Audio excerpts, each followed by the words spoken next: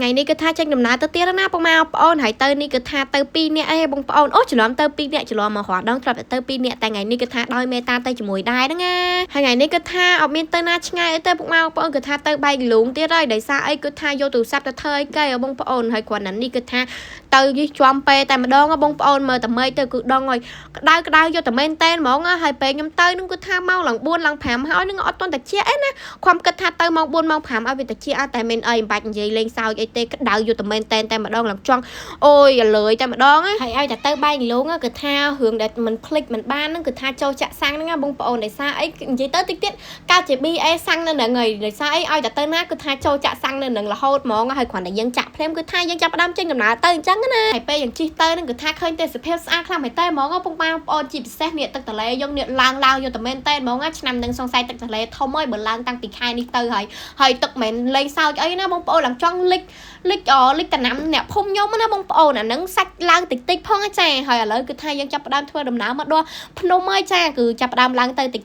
ហើយនិយាយទៅគឺតប៉ែមែនតើហ្មងមេតាចាវាពាក់មួកនេះមកដូចបាំងកាមេរ៉ាចិត្តតែម្ដងខ្ញុំឆ្ងល់យកតែមែនតើហ្មងឡើងចិត្តឆឹងហ្មងហើយមីខ្ញុំនេះទៀតបងប្អូនអើយអាចជិះឡើងភ្នំងោកចាសូមអរគុណអូយតោងគូខ្ញុំដូចស្វាអញ្ចឹងណាបងប្អូនងោកយកតែមែនតើហ្មងចាងោកយកមែនតើហ្មងមានលើកងោកយកលេងអីណាមិនទាន់ស្គាល់រួចចិត្តធ្លាក់ពីលើម៉ូតូចាអញ្ចឹងទៅនឹងងោកធម្មតាហើយនិយាយពីថាទេសភាពឡើងភ្នំយើងវិញចា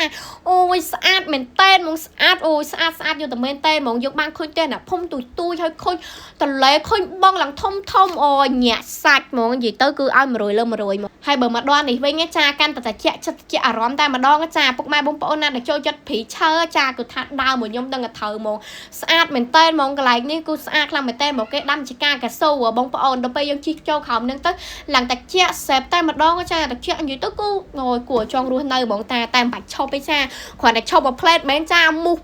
និយាយទៅគឺមុខពំយកទៅបាត់ហ្មងមុខអត់ទុកទេគឺមុខពំយកហ្មងហើយជាទម្លាប់របស់គាត់ហើយពុកម៉ែបងប្អូនឲ្យតែទៅបែកលូងគឺថាគាត់អត់ដែរចោលទេផ្លូវនេះគឺថាជិះយកតែមែនតែម្ដងអត់និយាយលេងសើចអីណាហើយអាផ្លូវអញ្ចឹងមែនចាមែនគាត់ជិះយឺតអីទេអូយទៅបាសសក់ចោលហ្មងបើថាពាក់សក់មុំអីអាប៉ើងសក់ចាំចានិយាយទៅចោលក្នុងព្រីហ្នឹងតែម្ដងហើយកាន់តាគៀកបំផុតចាហួសចិត្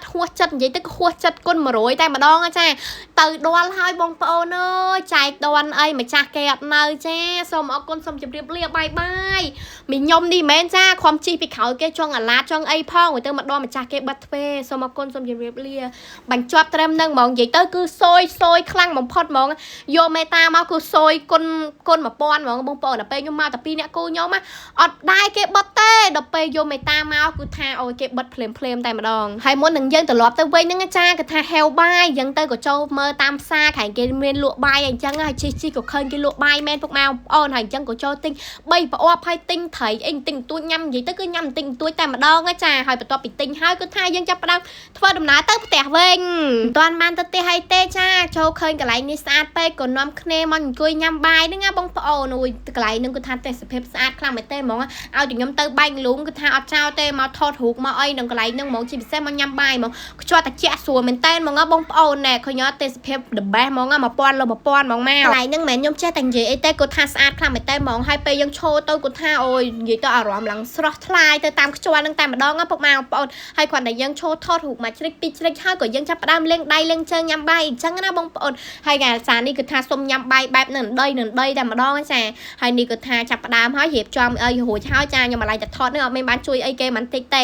ហើយគ្រាន់តែគេធ្វើឆ្អិនភ្លាមគឺថាអូទៅមុនគេមុនឯងតែម្ដងហើយគូខ្ញុំគឺថាទិញត្រីនេះខ្ញុំអត់សូវចេះញ៉ាំហ៎បងប្អូននៅត្រីនោះដូចមិនមកចេះរសជាតិគេបើអ្នកចូលចិត្តញ៉ាំដូចមេតាអីនោះញាត់យកតែម្ដងបើខ្ញុំវិញអត់សូវចូលចិត្តទេឃើញខ្ញុំលូករៀងតិចមែនតែបើគ្រឿងសមុទ្រវិញមែនចាស្អីការឲ្យអួយហ្មងគឺឲ្យអួយហ្មងញ៉ាំអត់ឈ្នះគេហែកមាត់ចោលតអូញុកយកតែម្ដងចាហើយគ្រាន់តែយើងញ៉ាំអីឆ្អែតអស់ហើយចាគឺយើងចាប់ផ្ដើមចេញដំណើរទៅផ្ទះវិញណាពុកម៉ែបងប្អូនបាយបញ្ចប់ត្រឹមហ្នឹងណាចាបាយ